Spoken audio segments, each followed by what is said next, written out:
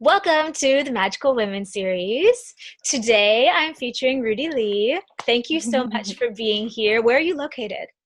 I'm located on Vancouver Island. I'm so happy to be here. Thank you for having me. Yeah, I live in Nanaimo territory on Vancouver Island.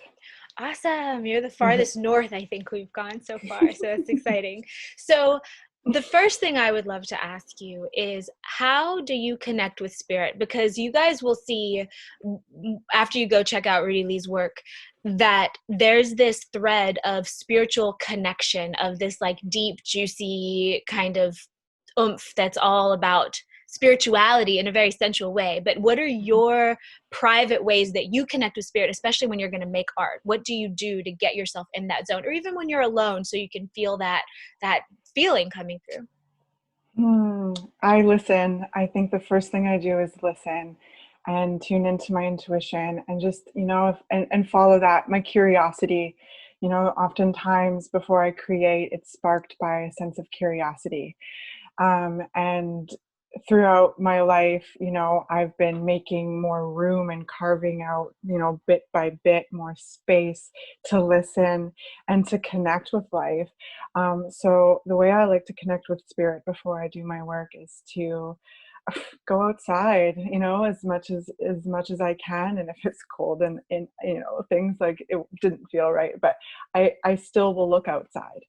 And I like to look at the way nature is communicating, and what the weather is like, and the birds, and just really start listening and tuning into my body and getting into my body as a vessel of connection. We are the lifeline. We are our own vessel to the divine, and we are our own access to the universe, because we are all the universe in these bodies. And I've worked a lot in my life, and I still will, building a relationship with this, but to really get in my body has been difficult, because I just have always been so, like, I feel the energy and the life force, and realizing to take my power back out of situations where I'm overexerting myself and get into, again, my own vessel, because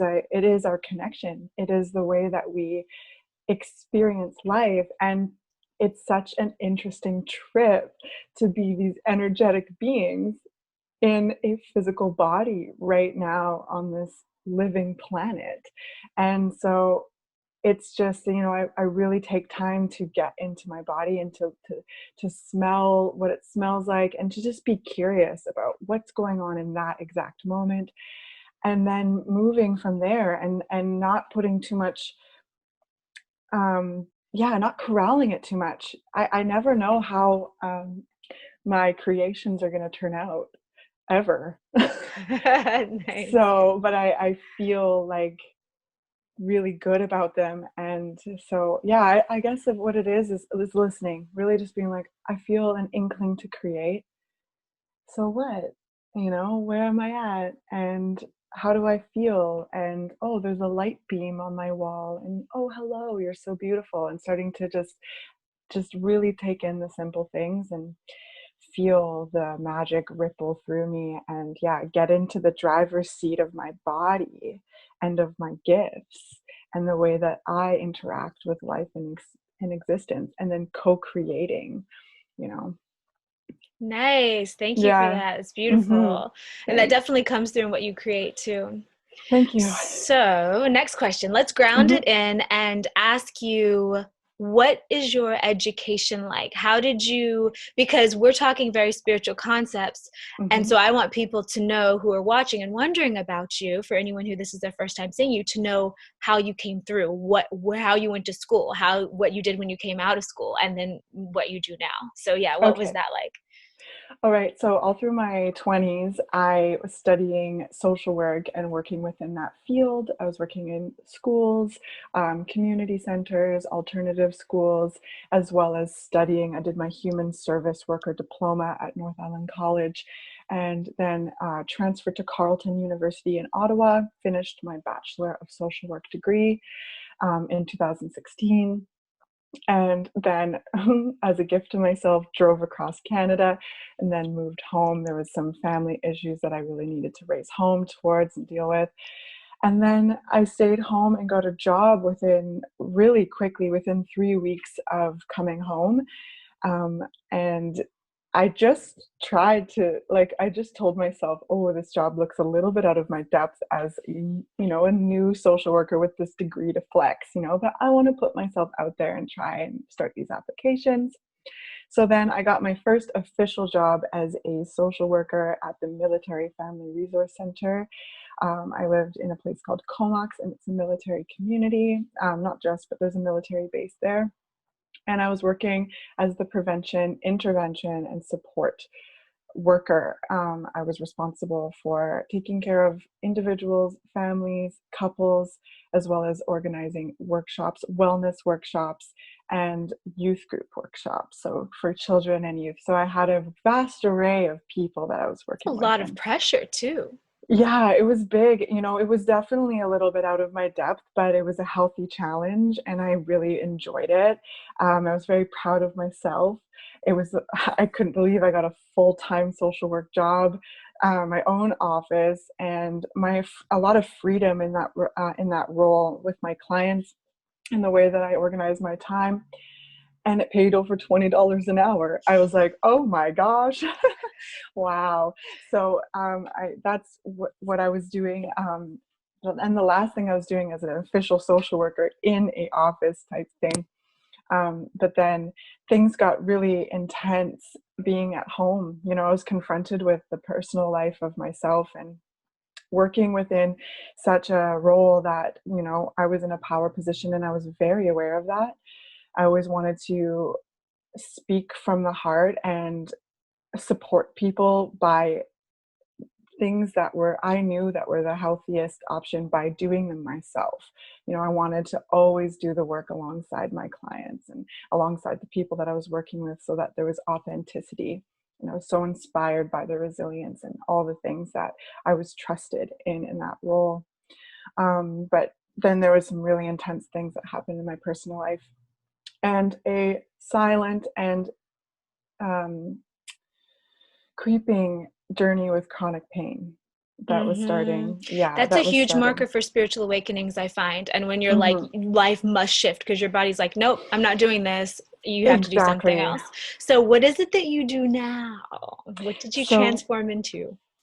yes, so after like you said, my body was like, excuse me, and I did everything within that arena. I just started carving little bits of more room for myself because, change doesn't happen overnight all the time. Sometimes it does with the different things, but when you start noticing you need more air to breathe, which I did, and I needed to take responsibility for that, I started carving out more stuff.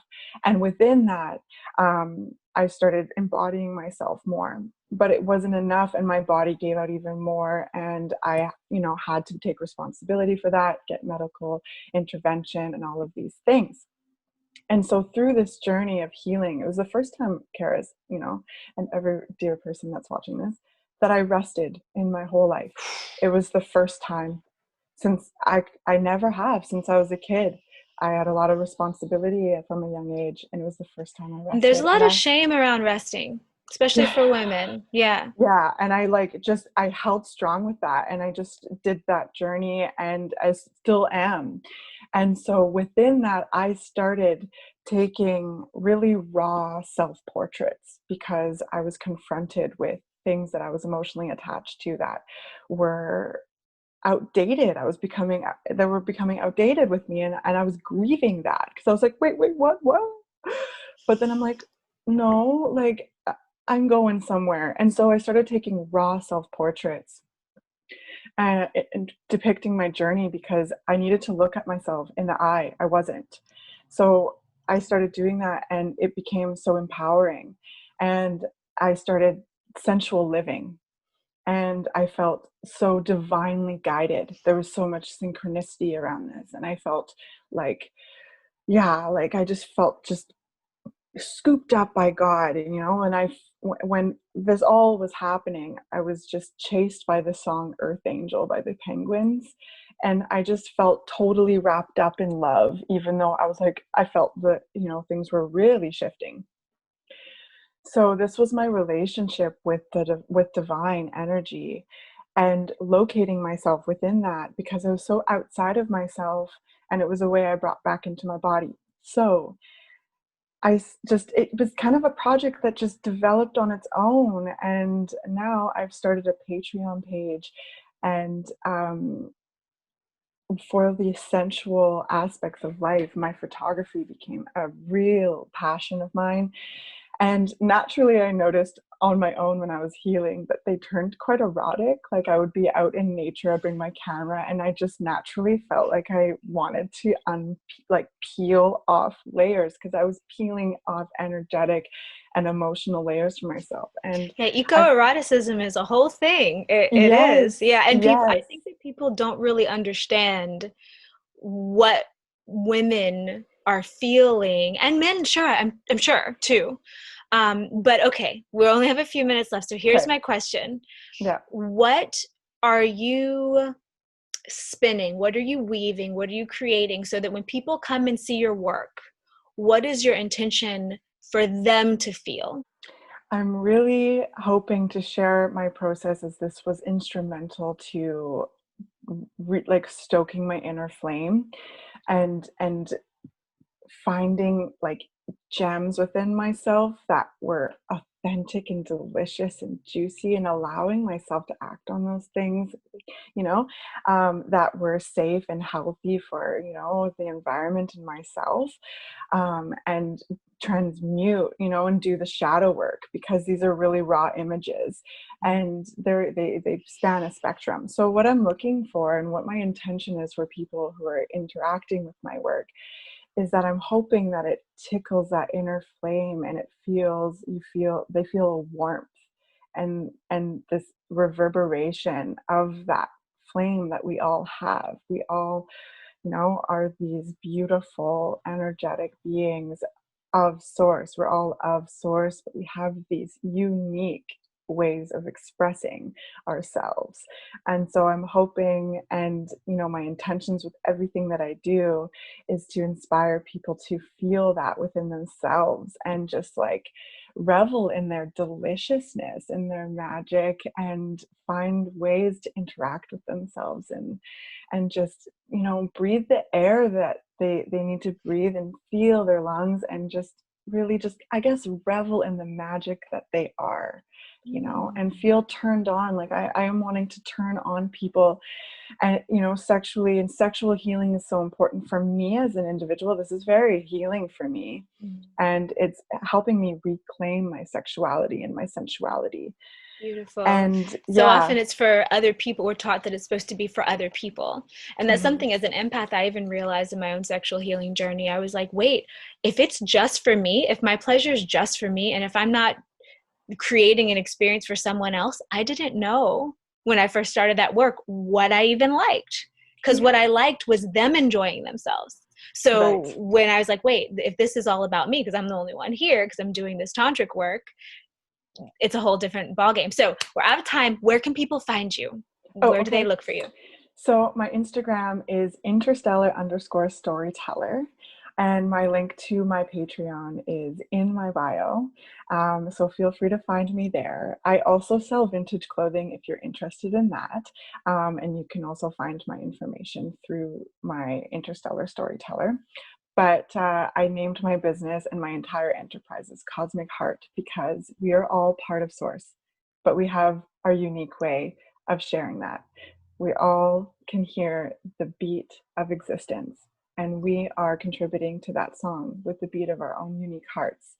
So that's the real base and foundation of my work. And I hope to see many of you over there if you're interested, because this is something that is like, I have endless energy for. It's a wellspring, and it creates so much joy in my life. And I just hope to put a smile on your face and help you feel your delicious you. Beautiful. Thank you so much. That's how you know you're doing the right work, if you feel fountainy about it. So Yeah.